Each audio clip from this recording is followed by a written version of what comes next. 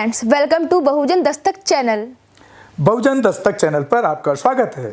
बहुजन समाज और महिलाओं पर अत्याचार होने पर हम दिलाएंगे न्याय और दिखाएंगे आपको बहुजन महापुरुषों का इतिहास और पढ़ाएंगे आपको बाबा साहेब भीमराव अंबेडकर द्वारा लिखा हुआ भारत का संविधान। अंबेडकर ने घोषणा कर दी कि मैं हिंदू धर्म छोड़ रहा हूँ। महाराष्ट्र में अनाउंस किया एक सभा में, और उस सभा में सीधे कहा कि देखो भाई लोग, मैं हिंदू पैदा हुआ इस पर मेरा बस नहीं, पर मैं हिंदू के रूप में ना मरूं इस पर मेरा बस नहीं, और मैं हिंदू के रूप में नहीं। उस समय खलबली में छोड़ने शायद सिख धर्म अपनाने की बात उस समय थी मेरी बात, और महात्मा आपको ये समझाने के लिए, क्योंकि मैंने ऐसे कई बच्चों को देखा जो ये समझने को तैयार नहीं होते कि भेदभाव कैसे हो सकता है, जब भेदभाव हुआ तो आपने विरोध क्यों नहीं किया, आपको लड़ना चाहिए था, ऐसी बचकानी बातें कई लोग करते हैं। तो मुझे लगा कि सामाजिक भेदभाव कैसे काम करता है, कुछ एग्जाम्पल्स आपको देकर समझाता हूँ। और बहुत विचित्र विचित्र एग्जाम्पल्स हैं, हमारे समाज के एग्जाम्पल्स हैं, और जिस भी एग्जाम्पल की बात मैं कर रहा हूँ इंटरनेट पे उसका नाम टाइप करके सर्च कीजिएगा, पढ़िए उस चीज को, आपको पता लग जाएगा। केरल में एक इलाका है जिसको बोलते हैं त्रावणकोर, आपने सुना ही होगा। और ये त्रावणकोर वो इलाका है जो अब केरल राज्य जो बना आजादी के बाद उसका हिस्सा बन गया। पहले त्रावणकोर एक साम्राज्य था, किंगडम था, राजशाही थी वहां। निम्न कही जाने वाली जातियों के साथ किस हद तक अन्याय हो सकता है उसका एक एग्जाम्पल त्रावणकोर है। आपको जान के बड़ा आश्चर्य होगा कि त्रावणकोर में 1924 में जाकर एक कानून पूरी तरह से खत्म हुआ। और वो कानून जानते क्या था? मुझे तो बोलते हुए संकोच हो रहा है। ऐसा कानून था कि जो निम्न जातियां थी, निम्न जातियों के पुरुषों और महिलाओं को एक विशेष टैक्स देना पड़ता था। पुरुषों का था हेड टैक्स, सिर का टैक्स। इसका मतलब ये हुआ कि वो अगर अपने सिर को सीधे सीधे लेके चल रहे हैं, उसको कुछ छिपा, मतलब एक खास तरीके से प्रेजेंट कर रहे हैं, तो उनको टैक्स देना पड़ता था। ये तो खैर बहुत अजीब सा नहीं लग रहा होगा, जो ज्यादा अजीब है वो अब बताता हूं। त्रावणकोर के राज्य में निम्न जाति की महिलाओं के लिए एक नियम था, और वो नियम ये था कि वो अपने शरीर के ऊपरी हिस्से को, यानी कि अपने सीने को, अपनी छाती को ढक नहीं सकती थी।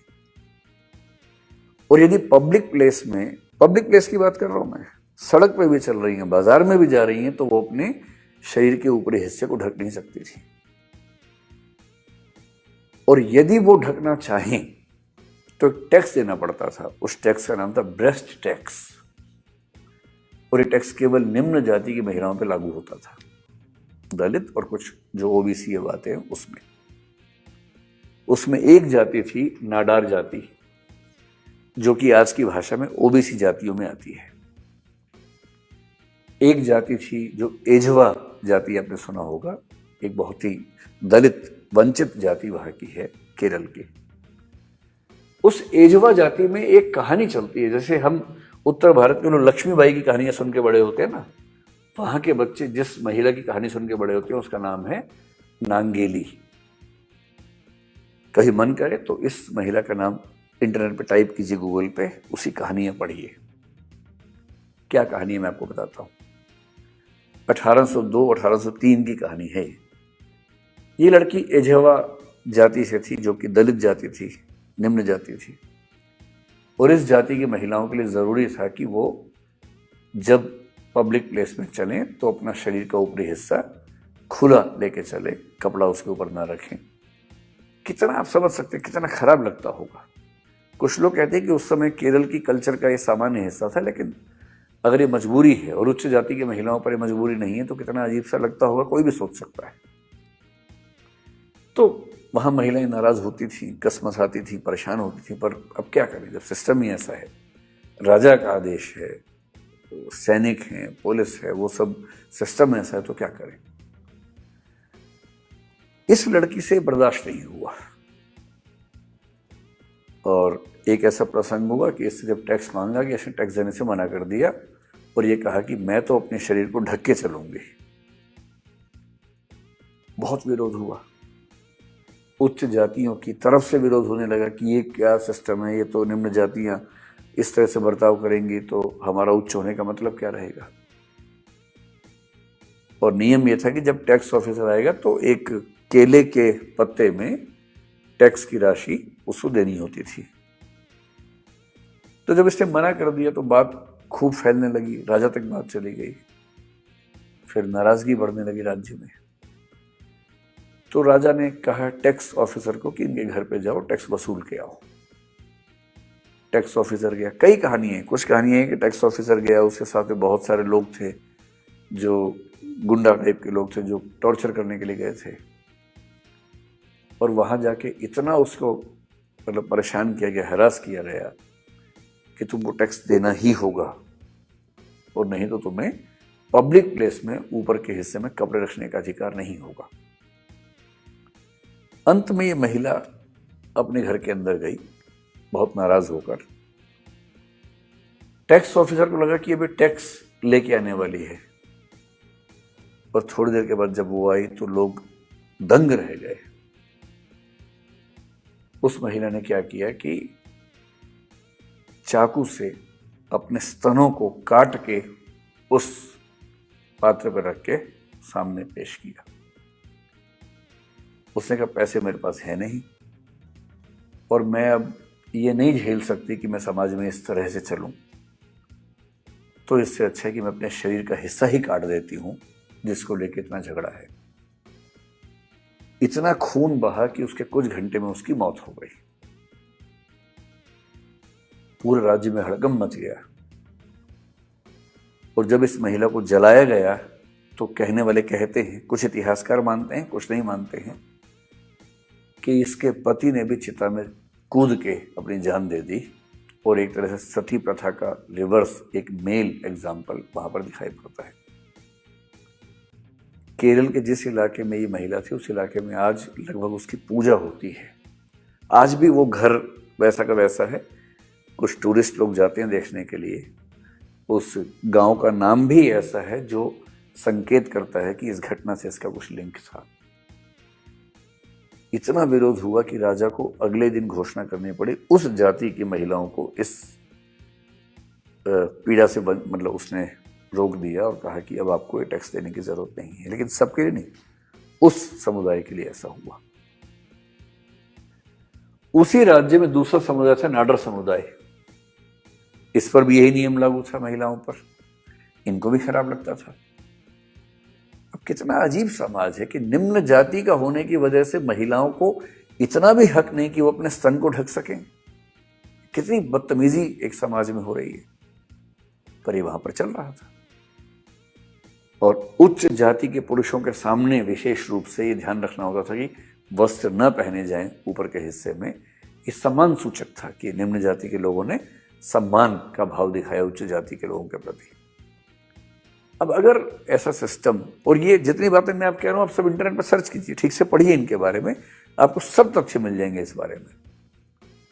और अगर इतिहास में ऐसा हुआ तो उसको छिपाने से क्या होगा। जो इतिहास में हुआ उसको एक्सेप्ट कीजिए और जो गलत है उसको दूर करने का प्रयास करना चाहिए। नाडार जाति में जब ये ज्यादा होने लगा तो नाडारों में भी नाराजगी होने लगी। उसी समय ईसाई धर्म भारत में फैलने लगा था। तो जो सीरियन कैथोलिक ईसाई हैं केरल में जो समुदाय है, बहुत सारे नाडार लोग उसमें उस धर्म में दीक्षित होने लग गए। और जब वो ईसाई बनने लगे तो ईसाई धर्म की तरह से कपड़े पहनने लगे। जो नाडर महिलाएं हिंदू थीं वो भी उनको देख के ऐसा प्रयास करने लगी। अब जब वो कपड़े पहनती थीं ऊपर के हिस्से में तो तथाकथित उच्च जातियों को ये बर्दाश्त नहीं होता था, तो उनकी तरफ से विरोध होता था और राजा उच्च जातियों के दबाव में काम कर रहा था। तो वहां पर सोशल टेंशन होने लगी, सामाजिक तनाव। सोचिए, सामाजिक तनाव इस मुद्दे पर हो गया कि निम्न जाति की महिलाओं को अपने शरीर पर कपड़े पहनने का हक है कि नहीं, इस पर झगड़ा हुआ। और फिर 1850s में आते आते ये तनाव इतना बढ़ा कि 1859 में एक बार 2 नाडर महिलाओं को इस आरोप में कि उन्होंने शरीर के ऊपरी हिस्से पर कपड़े पहने हुए थे, इस आरोप में उनको फांसी पर टांग दिया गया। और जिस दिन ये घटना घटी उस दिन नाडर समाज ने एक विद्रोह किया, बहुत बड़ा विद्रोह किया। और उस विद्रोह का परिणाम यह हुआ कि राजा को उसके तुरंत बाद घोषणा करनी पड़ी और नाडर महिलाओं को यह अधिकार देना पड़ा कि वो अपने शरीर पर कपड़े अपनी इच्छा से पहन सकती हैं। हालांकि उसमें भी स्पष्ट था कि उच्च जाति की महिलाएं जिस तरह से कपड़े पहनती हैं उस स्टाइल से नहीं पहनेंगी, ऐसा आदेश आया। हालांकि उस आदेश का बहुत महत्व था नहीं, उसको महत्व दिया भी नहीं गया। ये मैं एग्जाम्पल बता रहा हूं। अमेरिका में श्वेत अश्वेत के मामले में ऐसे हजारों हमारे चैनल बहुजन दस्तक को देखना, लाइक, शेयर, सब्सक्राइब करना मत भूलिएगा। और फेसबुक, ट्विटर, इंस्टाग्राम पर फॉलो जरूर करिएगा। जय भीम, जय संविधान, जय भारत, नमो बुद्धाय। धन्यवाद। चैनल आर्थिक समस्या से गुजर रहा है। अगर आप बहुजन समाज में बाबा साहेब आम्बेडकर और तथागत बुद्ध की विचारधारा को अधिक से अधिक लोगों तक पहुंचाना चाहते हैं तो हमें आर्थिक सहयोग प्रदान करें, ताकि हम अपने चैनल के माध्यम से देश विदेश में समता, बंधुता, एकता और संवैधानिक अधिकारों को ज्यादा से ज्यादा लोगों तक पहुंचा सकें। आप अपनी सहायता राशि नीचे लिखे खाते में जमा करा सकते हैं। खाता धारक गौतम रत्न, खाता संख्या 316957686551, IFSC कोड SBIN 0060336, बैंक भारतीय स्टेट बैंक। आप हमारे बैंक खाते का विवरण स्क्रीन पर भी देख सकते हैं। रोको मत हमें, टोको मत हमें, आगे बढ़ते जाना है। जय भीम का नारा लगाना है, जय भीम का नारा लगाना है। जय भीम, जय भीम। मैं गौतम रत्ना आपका बहुजन फिल्म प्रोडक्शन में स्वागत करता हूं और आप हमारे प्रोडक्शन हाउस के अंदर अपना कैरियर बना सकते हैं as a film director, as a producer and actor and actress and editor and cinematographer also.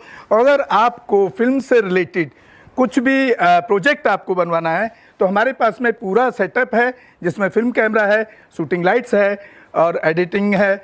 सारा A to Z एक ही जगह पर आपको हमारे यहाँ पर मिल जाएगा। तो दोस्तों आप हमें कांटेक्ट कर सकते हैं हमारे नंबर्स पर 9810085714 और 8510005714। हमारे वेबसाइट पे विजिट कर सकते हैं www.filmserviceindia.com और हमें मेल भी कर सकते हैं gautamfilmsproduction@gmail.com पर। धन्यवाद।